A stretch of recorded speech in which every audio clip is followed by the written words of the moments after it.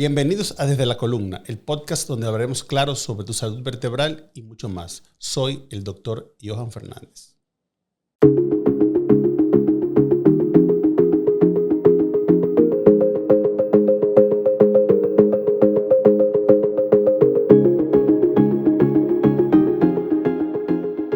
Hola Miguel.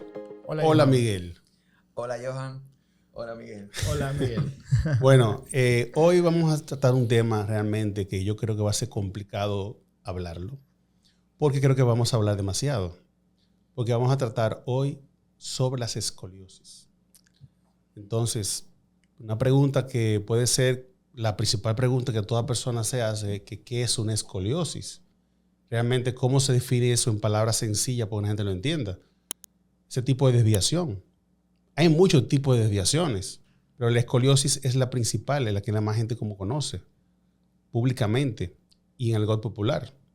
Entonces, hoy vamos a definirlo, tratando de ser lo más sencillo posible, realmente qué es este tipo de deformidad en la columna, a quién es que más lo afecta y cómo que se desarrolla. La gente piensa que una persona de 80 años puede desarrollar escoliosis en su momento. Puede ser, pero ¿cómo son los tipos de escoliosis y realmente qué persona es que le afecta?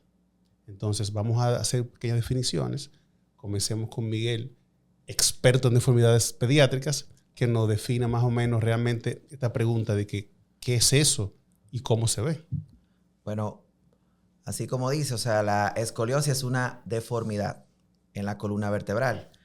Es un trastorno en la alineación de la columna que afecta a los tres planos. En el plano de frente, plano de perfil y en el plano horizontal. Y debe de exceder más de 10 grados. O sea, cuando tú dices plano de frente, perfil, visto Desde el lado. Desde el lado, sí. Y lo que es axial, que es visto desde arriba, la vértebra. Entonces, ¿qué físicamente puede, por ejemplo, una persona viéndose en el espejo o una madre viendo un niño, las características físicas para definir eso que tú acabas de decir perfectamente, que lo podemos ver muy bien en una radiografía, pero físicamente, ¿cómo se traduce eso? Bueno, generalmente, y eso es lo que le llama la atención a los padres, en un momento quizá le están haciendo una medición de alguna ropa a una niña o en el momento de alguna piscina, ven ciertas irregularidades. O sea, un desnivel en los hombros, un hombro más alto, la silueta de la cintura también desigual, o la pelvis inclinada, el hueso que tenemos aquí detrás, el omóplato también como más elevado. Son de las cosas que inicialmente más intrigan a los padres. Sí. Por ejemplo, Miguel, esto que nos estaba hablando, el famoso triángulo del talle, lo conocemos nosotros muy bien, es la silueta entre los brazos y la cintura. Todos conocemos la famosa figura de las hembras, que es 90, 60, 90. La famosa forma de la guitarra. Y esa guitarra es asimétrica. ¿Qué otras cosas más, aparte de todo lo que ha definido muy bien Miguel, puede tomar en cuenta las personas para definir? Bueno, tengo que llevar el niño a hacer una radiografía o no, porque tampoco es muy recomendable hacer placa a los niños sin necesidad. Físicamente hay cosas que podemos notar. Ya Miguel dijo algunas. ¿Qué otra cosa más tú crees? Claro. Miguel, parte 2, Martínez. Bien, mira. Realmente esto es un reto, el hacer un diagnóstico temprano para los padres. La mayoría de veces los padres se dan cuenta por un hallazgo incidental. Es decir, el niño tiene una gripe, lo llevan al pediatra, le hacen una radiografía de tórax y ahí ven la deformidad directamente en la placa. Y el pediatra se da cuenta y pues nos refiere el paciente. Hay a veces deformidades que son muy sutiles y que hay que ser muy observador y muy detallista para darse cuenta de las asimetrías que pueda presentar. Como bien mencionó Miguel Ángel, los hombros, cuando el niño se agacha puede tener una joroba a nivel de la espalda, y eso solo notarse en el momento que se hace la flexión del tronco. En otro momento el niño se para hacia atrás y se ve prácticamente normal. Por eso debemos siempre observar a nuestros niños de espalda para ver siempre que todo sea simétrico, que todo sea ordenado. por ejemplo, la asimetría de las pelvis, por ejemplo, es bastante notable en las niñas principalmente, cuando tienen la deformidad. Y esto se ve que hay, vamos a decir, la zona glútea se ve más descendida que otra en una parte. También hay que descartar también las asimetrías de miembros inferiores, es decir, una pierna más larga que otra o más corta que otra, que a veces también... Pero eso puede incidentarle escoliosis, pero no exactamente lo que la produce. No está hablando de producción, sino signo para tú darte cuenta. O sea, tú ves una deformidad y te puede inclinar la pelvis, ese tipo de deformidades. Bueno, pues entonces vamos a decir en resumen, haciendo un pequeño resumen sobre esto, una de las cosas principales para que un padre o una misma persona pueda revisarse un autoexamen o el examen que tú puedes hacer tu niño es el famoso test de Adams, que muy bien ustedes lo han definido, que es decirle al paciente que se incline hacia adelante. Cuando se inclina hacia adelante, tú vas a ver la famosa jiba, que es la tutuma, la joroba. La joroba, exacto. En el lado del tórax, en la parte superior, o una tumefacción en la parte inferior. Hay muchos que dicen, doctor, parece que se dio un golpe en la región de la espalda, tiene como una cosa, una inflamación ahí. Y en realidad es por la rotación que tiene la columna, que puede haber una tumefacción lumbar y la famosa joroba dorsal. Ese es el examen como más fácil para los padres. Pero, es más fácil, pero en pacientes delgados. En pacientes, sí, pero es la forma más sencilla para hacer un examen rapidito. Pero todo lo que usted acaba de decir son características que se ven. Ahora, si una persona bien fuertecita, a veces no es fácil. A veces nosotros lo identificamos de lejos. Exacto. Pero no es tan fácil en ese sentido. Otra cosa que pasa mucho es que la mayoría de estos pacientes son adolescentes. Y entonces ya un adolescente se cambia solo, se baña solo. Los padres no están viéndolo cuando están en su... A veces es muy difícil y pasa a ser percibido precisamente por eso.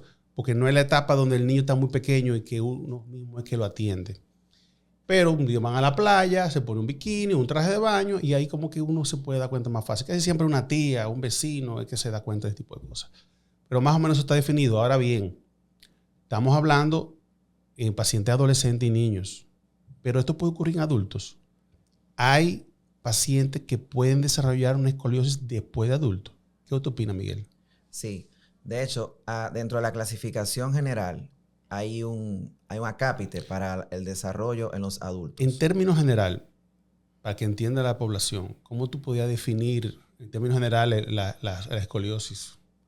Los tipos de escoliosis. Tipos de escoliosis, exacto. Por sus causas. Ajá. Bueno, están las idiopáticas, están aquellas, ¿verdad? Las idiopáticas es como las más comunes, que podemos hablar más adelante de... O sea, idiopático significa... Es algo, en medicina, idiopático es algo que sus causas todavía no están del todo definidas. O sea, hay varias postulaciones, pero todavía no está del todo definido cuál es la causa. Está también la escoliosis congénita. Como su nombre lo dice, en este caso, el niño nace con alguna malformación en uno de sus huesos, sea en la forma o en la segmentación, o sea, que se vaya separando. Un paréntesis. ¿Nacen las personas con escoliosis? No. Podemos nacer con una malformación que al crecer desarrolla la escoliosis. Claro. Nosotros podemos definir muy claro lo que dice Miguel, escoliosis congénita. Nosotros podemos ver una malformación y saber de por sí, por esa deformación, que el desarrollo del niño la va a desarrollar muy tempranito. Sí. Exacto. Es una buena observación. Sí, los pediatras muy temprano, en los chequeos iniciales, ya nos lo mandan a los pacientes para nosotros comenzar a hacer el seguimiento. Aparte de la congénita y la idiopática, también están algunas que están asociadas a trastornos neuromusculares, sean neurológicos propiamente dichos, por ejemplo, una parálisis cerebral. Esto afecta lo que se llama la neurona motora superior. El niño está espástico, tiene trastorno del tono muscular. O sea, una afección neuromuscular, una parálisis cerebral, en palabras sencillas. ¿Cómo tú le dirías a una persona que no entiende casi nada de medicina, qué significa eso? Bueno, la parálisis cerebral es una lesión en el área motora del sistema nervioso que todavía está en el cerebro. En el cerebro, que todavía está en desarrollo. Eso trastorna, bueno, el tono de los músculos, el control de los movimientos. Igual entonces la columna vertebral. Además, de este caso, o sea, lo que son las causas neuromusculares, dentro de ellas también están las que están asociadas a neurona motor inferior, o sea, ya a la parte distal, a los nervios periféricos, como un mielomeningocele, que son malformaciones ya en lo que es la médula espinal propiamente dicha. La formación del tubo neural, el cerebro, cuando Sí. el niño está Hay en otra- desarrollo. Hay otras que están asociadas también ya a causas miopáticas, de tipo distrofias, que son Ok. enfermedades ya propiamente del músculo. El nervio está bien, pero es el músculo que tiene el problema. Hay otras también que están asociadas a síndromes. Hay complejos de entidades que en conjunto se le llama síndrome. Un ejemplo, el síndrome de Marfan. Sí. Es más famoso que puede desarrollar escoliosis. O síndrome, por ejemplo, de trastorno del colágeno, como el Ehlers-Danlos. O sea, hay muchos tipos de síndrome que están asociadas a escoliosis. El Ehlers-Danlos explica que es una afección que altera la parte de los ligamentos, produciendo una flacidez muy grande. Y cuando el niño va desarrollándose, es más fácil que desarrolle una escoliosis. O sea, es un problema que tiene que ver con los ligamentos. Sí, exacto. Estos niños tienen trastorno del colágeno, que es una proteína, ¿verdad?, que le da elasticidad y tensión a lo que es el músculo, a los ligamentos. Entonces son los niños que son, y las personas que son hiperlaxas, o sea, que son muy elásticas. Aquellos que han ido ¿cómo que se llama? Al circo. Al circo, el famoso persona que se dobla y se mete en una cajita. Ese es un buen ejemplo de un paciente que sufre esta enfermedad. Exacto. Y bueno, también están estas que están asociadas a otras causas, como las que están asociadas a veces secundarias a un trauma o alguna tumoración o alguna infección. Y finalmente, entonces está la del adulto. Pero antes de llegar allá, para que definamos, no es que una persona tiene una fractura va a ser una escoliosis. No, claro. Si un niño tiene un trauma, produciendo una fractura vertebral, hace que se malforme la vértebra. Y es algo así como cuando un paciente nace con una malformación congénita. Al la vértebra está deformada o los platillos de crecimiento se afectan, cuando va creciendo el niño en el tiempo, puede, por ese trauma que tuvo, desarrollar una deformidad. Exacto. Igualmente con una infección. Una infección puede afectar al niño en los platillos de crecimiento y cuando va creciendo producir lo mismo. Igual los pacientes con tumores, pero en pediatría. Ahora sí, comienza con la parte que me imagino que todo el mundo quiere escuchar, porque todo el mundo quiere saber en el adulto qué es lo que pasa y si realmente se puede desarrollar. Estas escoliosis muy grandes, ¿se desarrollan en el adulto o son escoliosis que vienen desde antes? Sí, esta está dentro de los tipos de escoliosis que son adquiridas. Claro, un adulto, desde la adolescencia, o por distintas razones que no se haya tratado, puede tener una escoliosis, obviamente en su adultez. Eso se llama escoliosis ya evolucionada o escoliosis al adolescente ya en edad adulta. O sea que si un adulto viene ahora con una escoliosis de 70 grados y dice, mire, eso se me desarrolló en los últimos 5 años, ¿qué tú le dirías? No es algo que fue desarrollado en la adolescencia, no se dio cuenta. Nunca le hicieron una radiografía, nunca se chequeó. Entonces, Miguel, las escoliosis de adultos, o sea, las que se desarrollan como adultos, ¿cómo son y cuáles son? Bueno, entonces tenemos... Esta es la última que nos falta, ¿verdad? De todos los mencionados. La escoliosis igual, como tú mencionabas, por algún tipo de deformidad de la vértebra, fracturas, tumores, infecciones, puede desarrollarte. Y la escoliosis degenerativa ya del adulto. El adulto, que tiene que ver con qué tipo de cosas. ¿Qué es lo que hace que se deforme? Bueno, un trastorno en lo que son los discos. Hay una malformación de hueso, una hipertrofia de ligamentos. También puede ocurrir un trastorno degenerativo en el disco, que el disco se desvíe hacia otros lados. Y eso yo tengo otro disco degenerado. ¿Tengo una escoliosis yo? No, claro que no. Es que va a depender. Pudiese ser. Estamos hablando de causas de la degeneración. Porque lo que pasa es que cuando se degenera, el disco se colapsa. El colapso del disco produce una inestabilidad, haciendo que las vértebras se muevan hacia un lado, hacia otro. Pero lo que es importante que sepan las personas que están viendo esto es que nunca va a ser una escoliosis grande. Son pequeñas generalmente. Y lo importante, que yo sé que tú eres un experto, Miguel, que es la escoliosis. O sea, el plano frontal o el plano que vemos paciente de lado en los adultos? Bueno, ya en los adultos sí involucra más el plano sagital. No es solamente lo que se ve más a simple vista. Uno va un poquito más allá. Es importante decir, o sea, eso es como ustedes dicen, o sea, la causa, digamos, estructural de la escoliosis del adulto, el disco es parte de la altura de la columna. Al perder, ¿verdad?, su sustancia, irse ya degenerando, crea esa inestabilidad que dices tú, Johan. Y además también los ligamentos, como dice Miguel, son incompetentes ya para poderlo, digamos, estabilizar. Muchas veces también los adultos tienen malos músculos y esto también, o sea, agrava el asunto. Entonces, Y ya que estamos entrando ahí, en el adulto, hay una pregunta que hacen muchos los pacientes. ¿Escoliosis es sinónimo de dolor en todos los casos? no en todos los casos. Tenemos niños a veces con escoliosis bien grotescas, gigantes.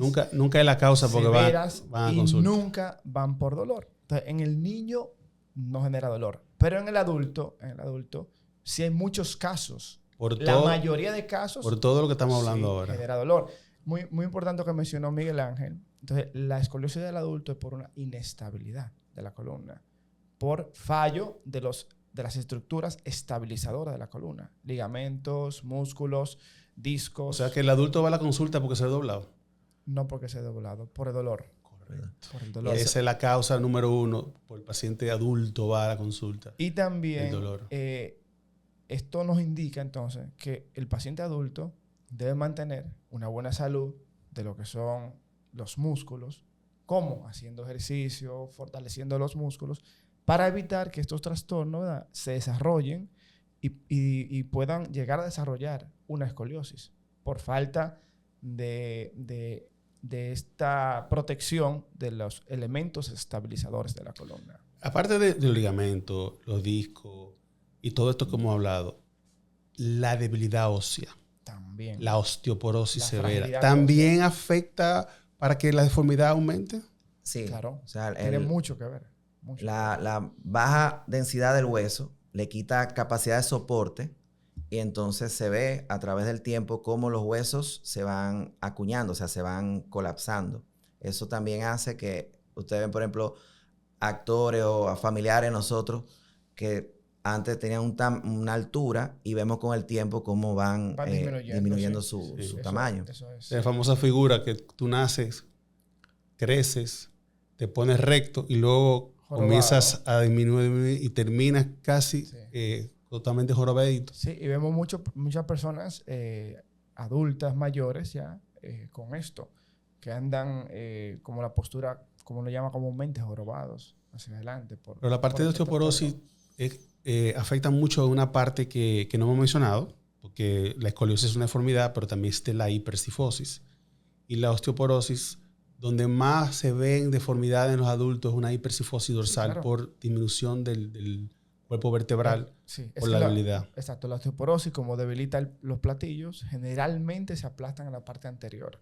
Y la parte anterior entonces va acuñando, haciendo una cuña de lo que son varias vértebras, entonces el paciente se va en cifosis. Entonces, quiere decir que el paciente que tiene escoliosis, para poder resolver su problema, se tiene que operar. ¿Cómo se manejaría un paciente? Vamos a comenzar de abajo para arriba. Pediátrico. Ok, yo te iba a decir eso. Pediátrico. ¿Cuál es el manejo? O sea, ¿siempre es cirugía? ¿Hay que poner un aparato? ¿La rehabilitación nos ayuda? O sea, ¿cómo es más o menos el manejo dependiendo la etapa del escoliosis? Por ejemplo, Miguel, comienza con lo más chiquito. Mencionaste escoliosis idiopática. Sabemos que escoliosis idiopática se divide en 3. La infantil antes de 3 años, la juvenil de 3 menos de 10 años y el adolescente por arriba de 10 años. ¿Cuál sería el manejo según ciertos parámetros que vas a explicar para el manejo de pacientes, según la etapa? Y luego, tú, Miguel, nos va a hablar en el adulto. Perfecto. O sea, cómo es el manejo del adulto, cuál es el protocolo que se hace, etcétera. Que eso ya es diferente a este manejo. Dime, Miguel. Las escoliosis idiopáticas tienen que ver ciertos criterios, como tú bien dices, Johan. Y bueno, uno de esos es la edad del paciente, otra es la madurez de su esqueleto, eso se puede determinar por una radiografía, y además también la magnitud de la curva. O sea, esto es algo que debemos de tomar mucho en cuenta. En las mediciones radiográficas, hay formas de determinar cuánto es el tamaño de la angulación de la deformidad. Está establecido, o sea, ya a nivel estandarizado, a partir de tal grado, pues el tratamiento específico.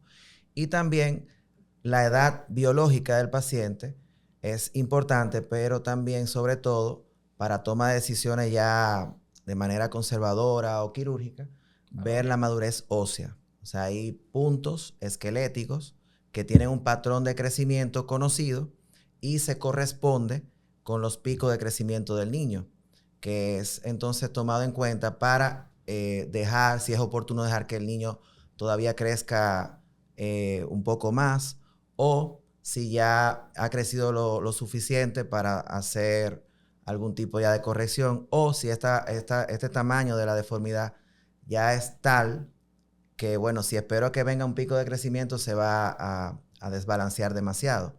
Entonces, en general, esos son los parámetros principales. Desde el punto de vista del manejo conservador de los niños, ¿sirve algo el famoso corset o la terapia sirve algo? ¿Ayuda a eso? Las fajas.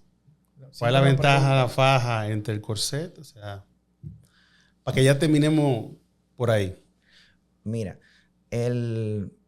no todo es absoluto. Realmente el corsé como tal, utilizado en la edad, digamos, una edad donde el niño todavía sus huesos estén inmaduros, y una curva donde sea todavía flexible, una curva que se corrija en ciertas incidencias radiográficas que uno hace con el paciente inclinado hacia el lado de la deformidad y en contra de la orientación de la deformidad. Estas son las llamadas bending.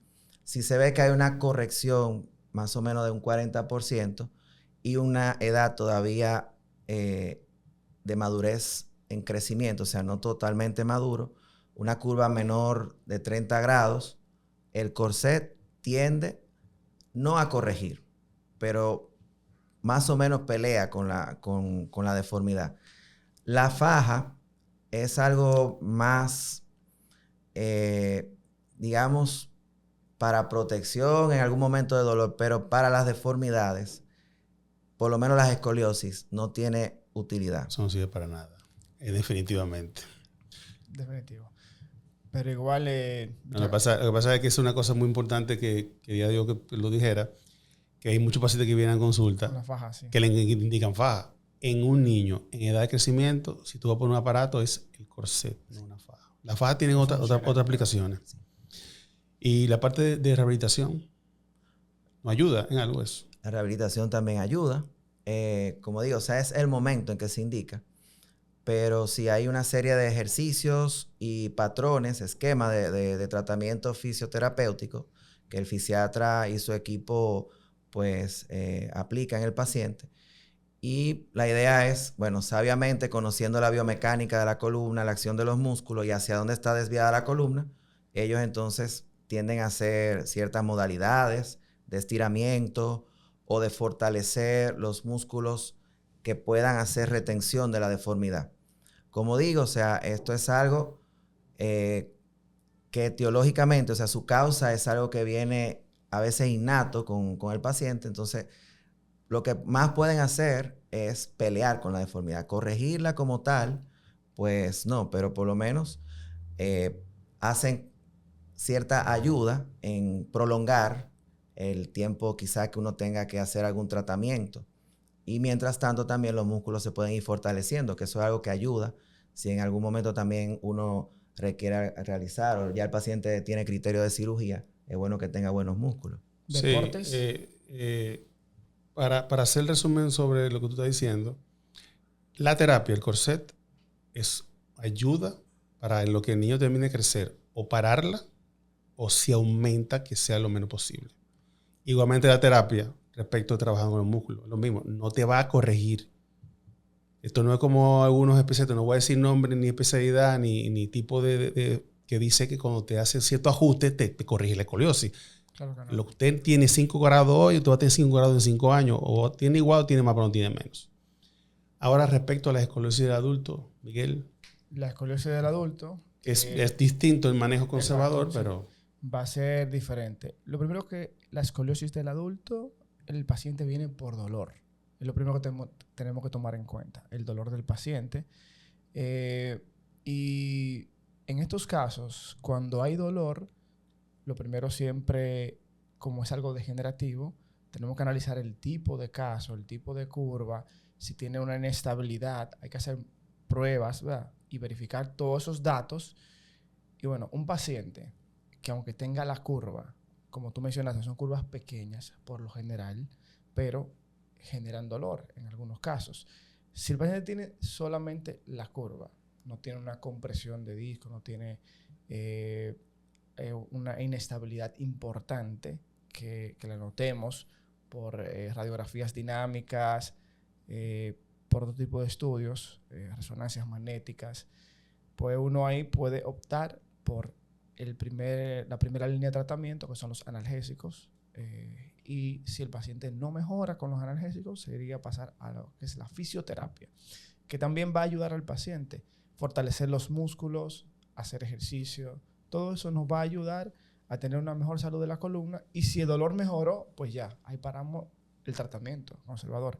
Yo tengo pacientes que van a veces con escoliosis involucionadas, grandísimas. Señor, ¿a usted le duele? No me duele. Entonces, no se manejan imágenes, se manejan pacientes. Exacto. No me duele, entonces, pues ya, ahí paro el tratamiento. Entonces, si la terapia no funciona, cuchilla. No siempre. Hay que analizarlo muy bien, pensarlo muy bien, explicarle al paciente los riesgos. El adulto, recuerda, comorbilidades, diabetes, hipertensión, obesidad. Hay muchos detalles que hay que tomar en cuenta primero antes de uno ofrecer una cirugía y qué beneficio tú le vas a dar a ese paciente con la cirugía y los riesgos y las complicaciones y también que pueda quedar con dolor. Es algo que hay que definirlo primero. Pero entre la terapia y la cirugía, no hay nada en el medio. Entre terapia y cirugía. Sí, si no funciona la terapia, ¿vamos para cirugía? No. Okay. Podemos pasar a técnicas de mínima invasión, bloqueos, por ejemplo, bloqueos específicos anatómicos en la zona donde está afectada. Ya hay forma de uno poder llegar a una sinovitis facetaria, por ejemplo, que sea la causa del dolor ya determinada. Uno puede bloquear las facetas y eso puede aliviar el dolor en este paciente. Hay también técnicas de termodiscoplastia, si es un dolor discogénico. Lo importante es hacer un termodiscoplastia, en español. Eso es entrar con una pinza bastante finita. O una aguja. Disco, o una aguja. Sí, al disco, y con eso se hace una quemadura del disco definida a unos grados que no le haga daño al paciente. Pero obviamente. ¿por qué quemar el disco? ¿Qué pasa en el disco? En el disco hay un proceso inflamatorio importante en el caso que genere dolor, cuando un dolor discogénico demostrado, y esto entonces va a disminuir ese proceso inflamatorio y el disco se retrae cuando lo quemas. Entonces esto puede ayudar a que el paciente mejore el dolor. O sea que esos tratamientos va a corregir la escoliosis y va a quitar la degeneración. No, claro que no va a corregir la deformidad, pero estamos hablando de manejar el dolor en el adulto. Si el paciente le quita el dolor, excelente. Ese es el punto del manejo conservador. Diferente. O sea, hay una escalera de tratamiento. Claro. Antes de llegar... Sí. Primero, sí, vamos a mencionar la escalera. Analgésicos, ¿verdad? Que son los AINES, los más comunes. Luego pasamos a unos también medicamentos un poquito más fuertes, que son los opioides. ¿Sí? Fallaron los opioides, bueno, vamos a hacer una combinación. Vienen con inyectables, los esteroides, por ejemplo, coadyuvancia entre el esteroide y el AINE. Falló bueno, seguimos con las terapias físicas, que también pueden ayudar. Luego siguen los procedimientos de mínima invasión, los bloqueos. Luego seguiría lo que serían ya los hay muchos tipos de bloqueo. Eso vamos a dejarlo para... Vamos a hablar exacto de eso. Para un capítulo de manejo de dolor, que son muy interesantes. Sí. Y entonces luego de eso... Luego de eso sigue lo que es ya la cirugía, de último. el último escalón ya de todo esto es la cirugía y valorando en un adulto los riesgos, riesgo-beneficio. Sí. Porque si es un paciente que yo veo que por fragilidad ósea, por muchas condiciones, tiene más riesgo, pues no, espérate, yo no te voy a poner peor que lo que estás. Vamos ahora a cambiar y volver otra vez con Miguel. El manejo de la escoliosis del adulto, eso lo vamos a tratar en otros temas más adelante, porque tiene que ver mucho con degeneración, estenosis, problemas de disco, problemas de nervio, inestabilidad. Hay otras cosas que es distinta. Eso va a estar pegado a otro tipo de tema. Pero volviendo atrás, tenemos niños antes de los 3 años, tenemos niños entre los 3 y los 10 años y ya niños de adolescentes más grandes. Todos, cuando se toma la decisión de operar, se le hace lo mismo. Por ejemplo, yo tenía un niño de 3 años con una escoliosis de 70 grados. Lo operamos. ¿Cuáles son las opciones? Porque si a los 3 años tiene 70 grados de escoliosis y es idiopática, que no conocemos la causa, y voy a poner el mismo ejemplo. Niño de 3 años, 70 grados, escoliosis idiopática. Niño de 3 años, 55 o 60 grados, una escoliosis congénita con una afección en una vértebra. El manejo es igual. El experto pediátrico, doctor Miguel Luna, nos va a responder esta pregunta. Bueno. Porque vamos a hacer parámetros. ¿Cómo comenzar con ese paciente? Luego te voy a presentar otro a ti. Y vamos a ir definiendo. Y nos ayudamos uno con otro, nos empujamos. Claro. Bueno, es importante conocer, o sea, reconocer que nosotros somos individuos que nacemos de 40, 50 centímetros. O sea, nuestro esqueleto en los primeros años de vida está minado de pequeñas zonas que están dispuestas para crecer. Eso es un tejido cartilaginoso y se llama cartílago de crecimiento. O sea, cada hueso, ya sea genéticamente o por herencia, ya tiene un estímulo de crecimiento hasta llegar a su madurez. Lo que Johan también quiere que resaltemos, o vamos a resaltar, es que, un ejemplo, operar a un niño de 3 años va a corregir la deformidad, pero también puede ser que detenga en algún punto su crecimiento o de una forma muy importante.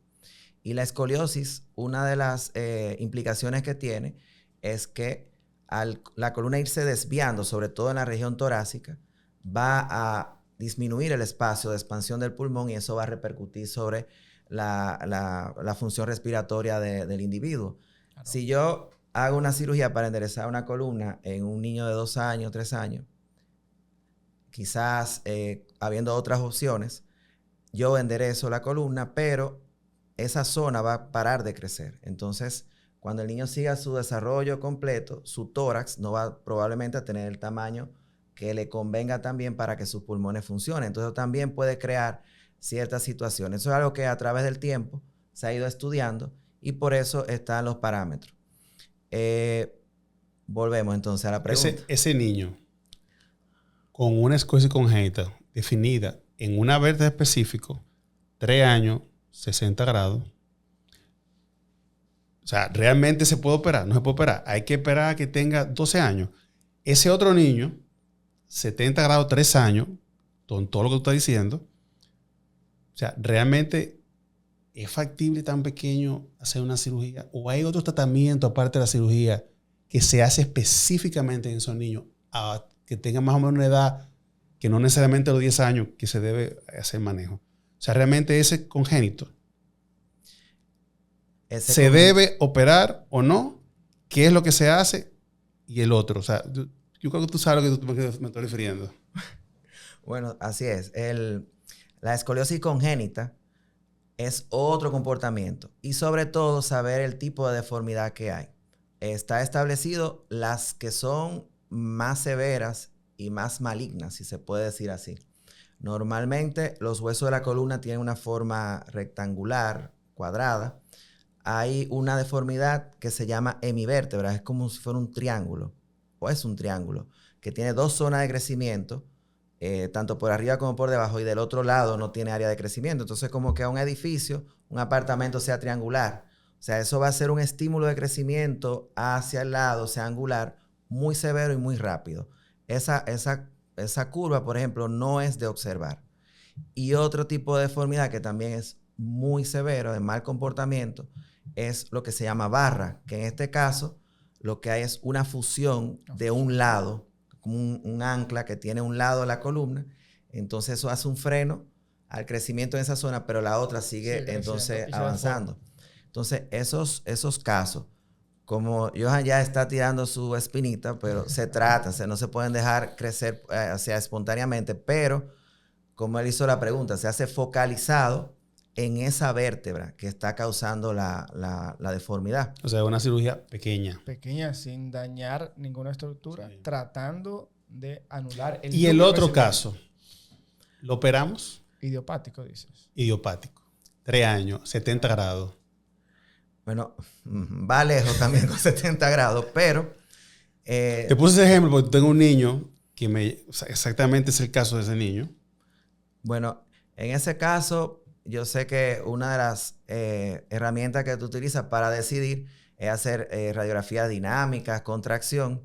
No, hay una, ¿verdad? El que es escoliótico, o sea, tiene su deformidad, pero generalmente a esa edad todavía sus partes blandas son todavía maleables, o sea, moldeables. Hay personas que todavía piensan que no usamos los yesos ni esas cosas. Sí, exacto. Por ejemplo, nosotros tenemos por protocolo, y todavía más lo hacemos en el hospital de niños, tenemos por protocolo ese tipo de pacientes, por lo menos darle el chance y darle la observancia de ver cómo hay unos yesos moldeados a la deformidad. Hay una doctora ya hace muchos años, el apellido Meta, que hizo una descripción de ciertos pasos que se van dando en la corrección de la deformidad. Y evidentemente, o sea, tiene su aval científico que pelea con la deformidad, e incluso como trabaja en partes blandas que quizá necesitaban cierta tonificación o estiramiento, tiende a disminuir o sea, el rango angular. Claro. O sea, lo que yo quería definir, que te estaba tirando la chinita, era que, por ejemplo, esos dos casos que parecen graves, hay uno que sí hay que hacerle algo y otro realmente no se debe hacer, y es que es un seguimiento, claro, que es mi pleito con muchos cirujanos que ven a los pacientes que le dicen, tiene 3 años, no, muchacho, espera que tenga 10 años o regresa cuando tenga 18. O sea, tú tenés un paciente tan pequeño con una enfermedad tan grave, soltarlo o sea, va a llegar como Quasimodo. Notre Dame. Entonces, ahora yo voy a poner otro parámetro. Tenemos un niño 6 años, 70 grados de escoliosis. Ya sabemos que los núcleos de crecimiento están completamente abiertos, pero la deformidad es muy grave. Y es un niño que tal vez, ha sido manejado de diferentes formas, con yeso, con terapia, esto que lo otro. Sabemos que las probabilidades son graves esperar al desarrollo completo. Este es un niño que le vamos a ofrecer un tratamiento quirúrgico. Pero todo lo que dijo Miguel sobre el pulmón y todo lo demás, o sea, ¿realmente existe algo que podamos hacer con ese niño? Sí. Miguel Martínez. Sí, ahí vamos a cirugías 6 años, 70 grados. Procedimientos intermedios que podemos utilizar, que como son las barras de crecimiento. Párate ahí. Okay. Explica a la población exactamente qué es eso. ¿Qué significa una barra de crecimiento? Son barras que vienen con un dispositivo que podemos ir dando distracción. A medida que el niño va creciendo, vamos a través de... Hay muchas que son magnéticas, hay otras que son manuales y que tenemos que abrir una pequeña herida muy mínima, de menos de 1 centímetro, para con una visión de rayos X podemos llegar al punto exacto y dar vueltas mientras vamos estirando. Junto con el crecimiento del niño, vamos haciendo radiografías seriadas, vigilando el crecimiento del niño con el de la barra, viendo la deformidad. Este es un caso que hay que ser padres muy educados y que tengan la conciencia de que este tratamiento hay que darle un seguimiento estricto, porque si se descuida el padre, no nos lleva el paciente, se pierden, como ha pasado, la deformidad va a ser hasta peor, porque el crecimiento peleando el crecimiento del niño peleando con la barra fija, Un ancla pues ahí. va a ser O sea que peor. sí existe cosas que se pueden hacer quirúrgicamente. Sí, mínima invasión. ¿Y eso es, pequeñas. eso es definitivo? ¿Eso? No, claro que no. Eso es para tú llevarlo a una edad para poder hacer una fusión más segura y ya el paciente ya hacer una fusión definitiva en el momento que sea necesario. ¿Qué es lo que es fusión? Eso yo como que no lo entiendo. O sea, una fusión es cuando siempre el objetivo de cuando hacemos esta cirugía que he mencionado mucho, la artrodesis, que es la forma para corregir la deformidad de la escoliosis, consta en que que todos los elementos se fusionen, se peguen, junto con los injertos que colocamos, con los tornillos, con las barras, y hagan un bloque de hueso, y este bloque de hueso pues ya sea definitivo. Y así la deformidad, vamos a asegurar que no va a avanzar, de que el paciente no va a hacer un desanclaje del material y que va a mantenerse ya en esa posición fija. Sin crear una deformidad mayor. Y lo importante es que, todo lo que tú dices, si no se pega, con el tiempo se va a romper el material. Sí, se rompe, claro. O se va a aflojar. Pero tú mencionaste, tú fuiste muy allá, ¿eh? Hablaste de barra electromagnética. Hay mucho tratamiento, depende de la edad. O sea, en ese parámetro de opciones de crecimiento hay muchos. Y vamos a dejar que Miguel Luna. Casi soy Martínez. Sí. Miguel Luna no hable de cada uno de ellos, porque hay muchos. Y en el país tenemos en la mano, no todos, pero yo creo que la mayoría hoy día está a la mano. Entonces, Miguel, para que nos hables un poquito, yo hablé uno de 6 años, pero también hay otros que se utilizan para niños un poquito más grandes, que están en crecimiento. Yo creo que tú definas todo el tipo de tratamiento, pero en palabras sencillas, lo que tenemos a la mano, para que la gente entienda, que se define, porque tú hablaste de tratamiento seriado, pero hay sistemas que no necesitan meter paciente, aparte de la electromagnética. Sí. Entonces, dale para allá, Miguel. Sí. No, y así mismo es, o sea, cuando algo representa un reto para el tratamiento, ahí es que vienen entonces varias opciones, porque primero, no todas quizás son reproducibles en todos los casos, y los niños, o sea, los pacientes muchos responden de manera a veces diferente. Pero el principio es que el niño, como dijimos, o sea, sigue creciendo y tenemos que corregir la deformidad, tenemos el reto de corregir la deformidad, pero tampoco, o sea, provocar en ese momento fusión o parar el crecimiento. Por eso se le llama barra de crecimiento o crecimiento guiado.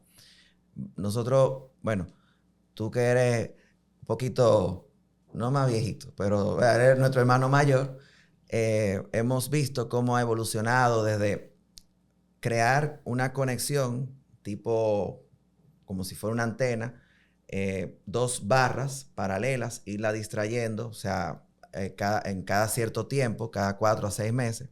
Ya como dice Miguel, o sea, hay barras que tienen ciertas bisagras, ya sí vienen hechas para esto. Otras incluso tienen unos componentes magnéticos que desde afuera se puede manipular el paciente para poderlo distraer. Y bueno, ya hay distintas formas de cómo hacerlo, pero ese más o menos son los dispositivos. Ahora, lo que son ya pasando de los 10, 12 años en adelante, hay otro tipo de dispositivos también. Pero los pacientes que están en crecimiento y que todavía no califican para una fusión, porque es el estándar de oro, la fusión. Exactamente. Todavía hay niños que estén creciendo y, buena observación, o sea, que no sobrepasen. Te lo digo porque yo he operado muchísimos niños de 12 años, 11 años, 13 años, cirugía definitiva. Pero es que cada caso es distinto. Entonces, para que tú hables por ahí y vaya explicando esa parte. Exacto. Porque ahorita, oye, pero ven acá, pero mi niño lo operaron a los 12 años. ¿Y por qué no le pusieron eso, tú ves? No de 12, a veces hasta de menos, porque... Sí. Cada caso individual. Evidentemente, o sea, estamos luchando. Mientras menos grado tiene la curva, pues mejor. Pero hay veces que sí, que lo que conviene es la fusión, y vamos a hablar casi de eso. Pero estamos todavía en estos casos de niños que todavía tienen inmadurez esquelética, o sea, todavía están en crecimiento, y el tamaño de la deformidad ya no es para un corsé, pero tampoco es para una fusión definitiva. Hay otro tipo de dispositivos. Uno de estos, bueno, no lo tenemos aquí todavía, pero lo voy a mencionar. Es uno que se distrae. La curva tiene un área que esto se llama cóncavo, lo que es entrante, y esto es convexo. Hay uno que es distrayendo la concavidad, que tiene sus indicaciones en algunos casos, pero sí, hay otro entonces que lo que hace es hacia donde la columna, en contra de hacia donde la columna se está desviando, es decir, en la convexidad de este lado, se colocan unos implantes, digámosle tornillos, pero a diferencia de las fusiones definitivas, se coloca otro componente que es flexible. Y bueno, de manera, digamos, muy adecuada y con mucho orgullo, o sea, aquí estamos con uno de los referentes, no solo del país, ni siquiera de la región, sino a nivel mundial. O sea, Johan es uno de los, digamos, de las personas que están desarrollando y mandando evidencia sobre un principio, un dispositivo que lo que se llama es BBT, Vertebral Body Tethering, pero en español es un anclaje en las áreas de crecimiento, como digo, de la columna. Aquí esto detiene el crecimiento donde está más estimulado y permite que el otro lado que todavía crece, pero un poquito menos, o sea, con menos estímulo, siga entonces alcanzando y así corrigiendo. Entonces, esta pregunta me toca a mí hacerla. ¿Verdad? Nos han dirigido para acá. Habla, Johan, por favor, de qué se trata y indicaciones y eso. Bueno, tú lo has mencionado, principalmente del lado que se pone. Tú estabas mencionando el BBT, pero el otro que tú estabas mencionando, el dispositivo, tú dices que no lo tienen a la mano, pero ese dispositivo, yo creo que la persona que tiene experiencia en el país eres tú, pues yo creo que tú has puesto como 5 de esos, que es el famoso ApiFix. Claro. Tiene una cremallera y lo bueno que tiene el ApiFix es que tú al niño le enseña a que haga ciertos movimientos. Entonces, él mismo se va corrigiendo poco a poco. Si la curva crece, tú no tienes que mandarlo hacia otro lado porque tiene una cremallera que sube y no deja que se vuelva para atrás. También es dinámico, que los dos sistemas tienen esa ventaja.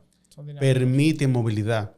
Inclusive, aunque yo no estoy muy de acuerdo con eso, pero el ApiFix lo permiten hacer deportes y ese tipo de cosas porque tiene unos tornillos especiales, igual que el BBT, que son tornillos de zapatita.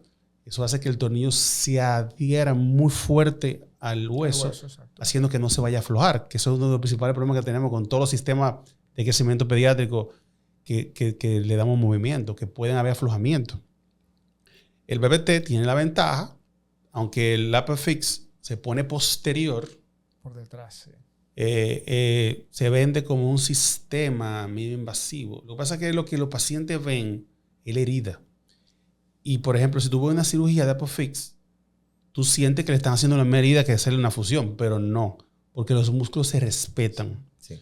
Entonces, a pesar de que tú ves una herida en la piel grande, lo que se hace adentro no es grande, es mínimo, porque respeta la musculatura. Eso es muy importante. Sí, eso es muy importante porque es menos doloroso para el paciente, es más fisiológico para el paciente, a pesar de que macroscópicamente lo que la gente ve es la herida y siente como que una herida igual que la otra, pero no es lo mismo. Entonces, el BBT, que es lo que me preguntaron, se utiliza en escoliosis flexibles. Ya tú mencionaste muy bien los bending, si solamente con el movimiento se corrige por sí solo más del 50%, son entre curvas entre 35 y 60 grados, no son para curvas graves.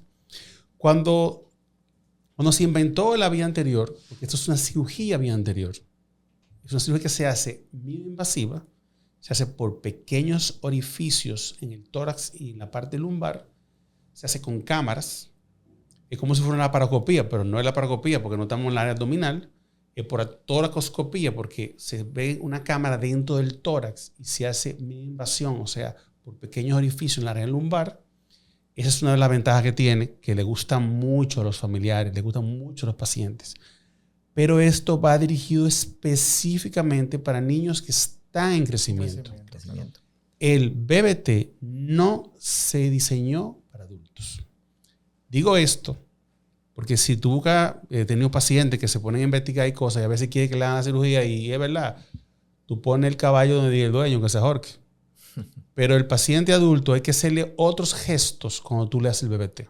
Ya no sería BBT, sería ASC, que es la corrección de escoliosis vía anterior con fusión. Lo que pasa es, y voy a meterme en un camino que es diferente que estamos hablando, que en el adulto yo puedo jugar con esto.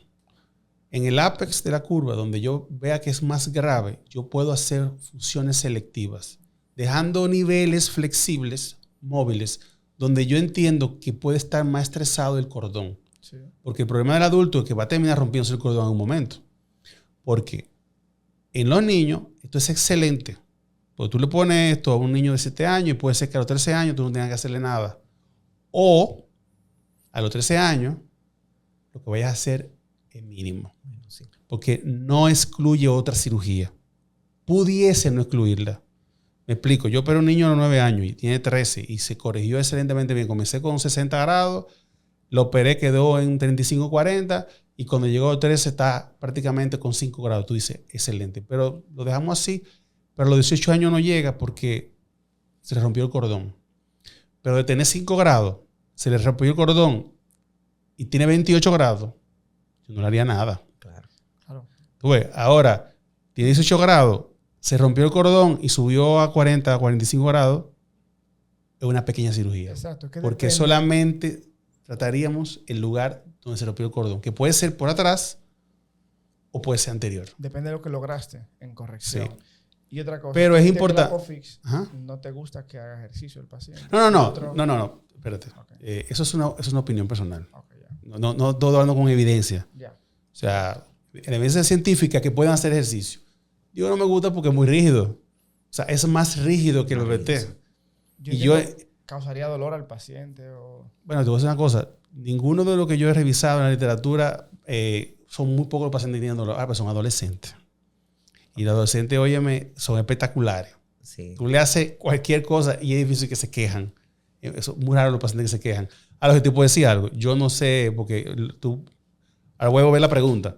Voy a terminar yo con el BBT y tú vas a continuar con los seguimientos del Apofix. Pues yo tengo un caso nada más de Apofix, pero tú tienes mucho más que yo para ver cómo te ha ido. Con el caso mío, esa niña no se queja de nada y hace de todo. Pero le voy a decir algo de BBT. Todos los pacientes que operan de BBT a la siguiente semana están cogiendo clases. Varios pacientes que hacen deporte a los 45 o 60 días están haciendo su deporte normalito. Esas son de las ventajas que tiene. Ahora bien, el BBT no es un sistema para tratar todas las escoliosis. Claro. Por eso, lo más conveniente es que el paciente venga temprano a su consulta, sea evaluado y ver para qué califica. Porque el BBT sí pudiese ser un tratamiento final a nivel de que al final de su crecimiento, si pasase algo, puede ser que sea poca cosa. Yo personalmente, si fuera un familiar mío o una hija mía, yo le pondría el BBT. Yo se lo pondría el BBT. Y que después pase lo que pase, porque yo sé que lo que pasa después va a ser mínimo. Mínimo, exacto. Es una cirugía que normalmente dura 1 hora, 1 hora y media. La cirugía. Sangrado es casi cero. Casi, digo casi porque algo sangra. O sea, es espectacular. Recuperación espectacular. O sea, los niños... Bueno, yo hasta ahora tengo, creo que son 30 casos y el seguimiento de ellos ha sido muy bueno en el sentido. No es la panacea. No es una cosa que llegó para quitar todo el mal tratamiento. No, por ejemplo, yo un BBT no se lo puedo poner a un niño de 5 años. ¿Tú ves? Un niño de 5 años que tú mencionaste, una barra electromagnética, eso es espectacular porque tú le pones esta barra, tú no tienes que meter paciente en un quirófano, tú lo haces en consultorio cada 3 meses. Pero tampoco las barras electromagnéticas son para todos los casos. No, claro. Porque pacientes con escoliosis rígida, que sean muy fuertes, que no sean flexibles, vas a poner una barra muy cara que no vas a poder traer en el consultorio. Exacto. Para eso hay que ponerle barras de crecimiento normales, como el Marvel, que es espectacular, porque el Marvel también lo está a la mano, un pequeñito hoyito, tú no mandas un destornillador y tienes mucha fuerza para distraer, también está a la mano, o utilizar las barras normales. Lo que para las barras normales vamos a tener que ir al quirófano y la heredita para poder distraerlos es un poquito más grande. El problema es, lamentablemente, es que definitivamente la barra de crecimiento, que no sea el sistema BBT o el sistema electromagnético, son sistemas que cada cierto tiempo hay que entrar el niño a quirófano. Eso yo sé que es muy difícil para los familiares, es muy difícil para el paciente y para nosotros los médicos también es muy difícil. Porque tenemos un niño que lo estamos siguiendo y puede ser que duremos 5, 6, 7, hasta 8 años de seguimiento. Ya nos hacemos hasta familia de la familia y hasta amiguito del niño. Sí. Hacemos una empatía muy grande con los pacientes, porque es muy importante para nosotros tener esa relación con el paciente, porque el paciente no se puede perder. Como mencionaba. Cuando se pierde es que vienen los problemas. Ustedes lo saben, hemos tenido un paciente en el hospital que vuelven a los 2 años, ven con todo eso roto. Terrible. Entonces, estos son tratamientos que son importantes, aunque parezca feo, pero después en el tiempo nos vamos a enfrentar a una cosa muy diferente. Porque un niño con 6 años, con una escoliosis de 70 grados, cuando tenga 12, va a tener una cosa por arriba de 100 grados. Y si algo es peligroso, es operar una escoliosis de 100 grados. Pero hay que operarla, porque no puedes así. Claro.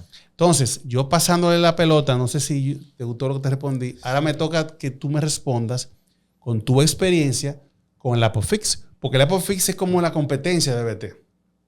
Vamos a decirlo así. Es dinámico, En técnicas. es flexible, paciente se la recuperación mucho más rápido. ¿Qué tú nos puedes decir con tu experiencia de tus casos? Porque yo creo que tú tienes como 6 pacientes, algo así. Sí.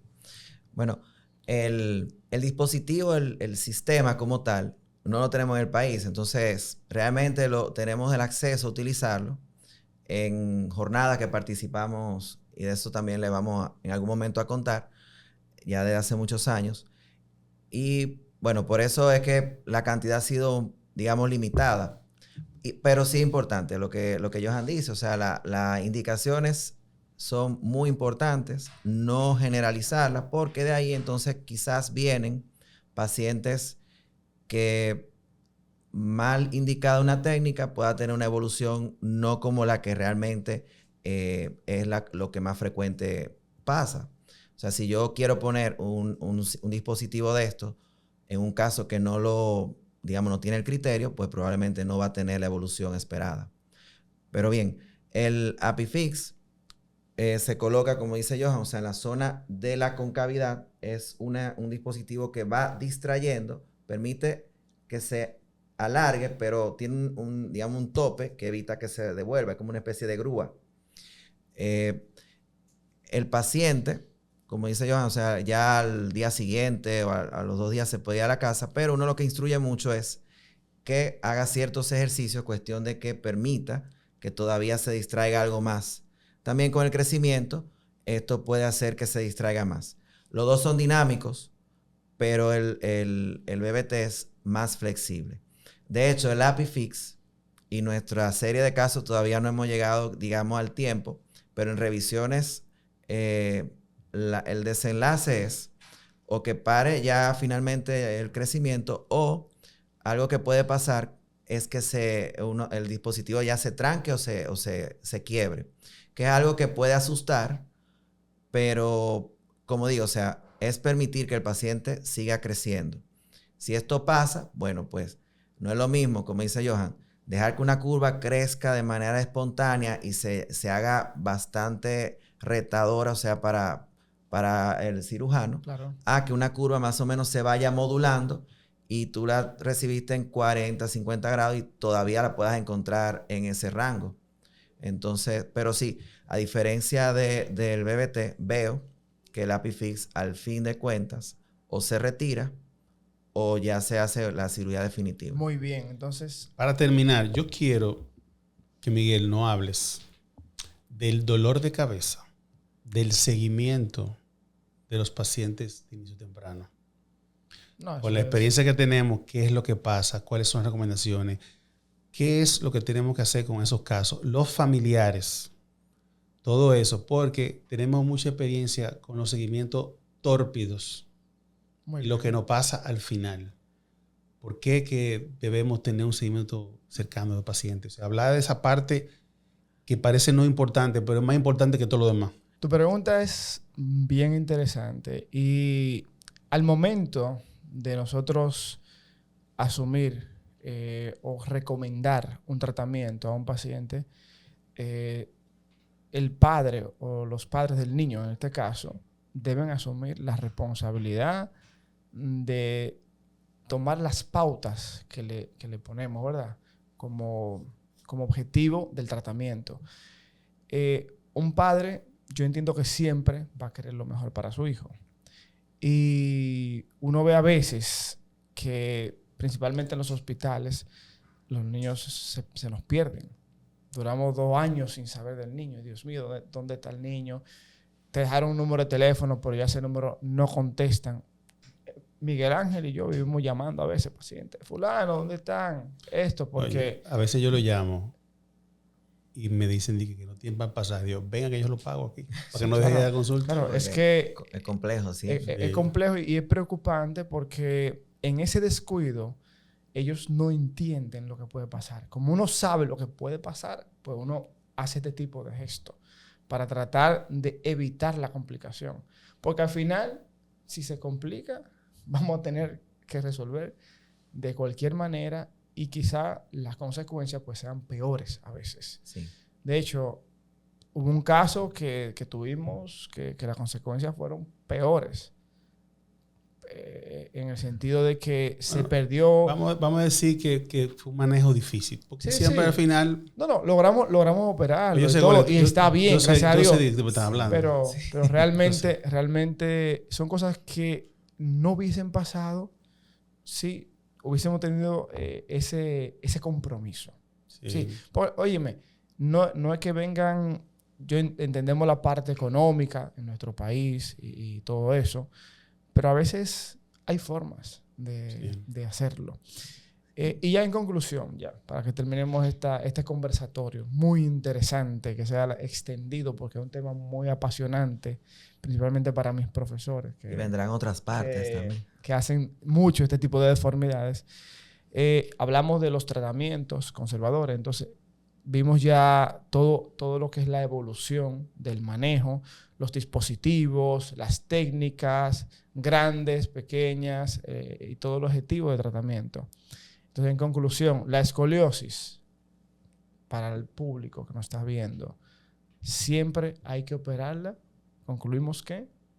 No. Exacto. En realidad, la mayoría no hay que operarla. Solamente el 4% llega a ser quirúrgico. Exactamente. Entonces, no tengan miedo de ir a un experto en columna a buscar una opinión. Nosotros no lo queremos siempre operar. Queremos siempre darle la opinión y el mejor beneficio a nuestros pacientes. Es lo que siempre hacemos.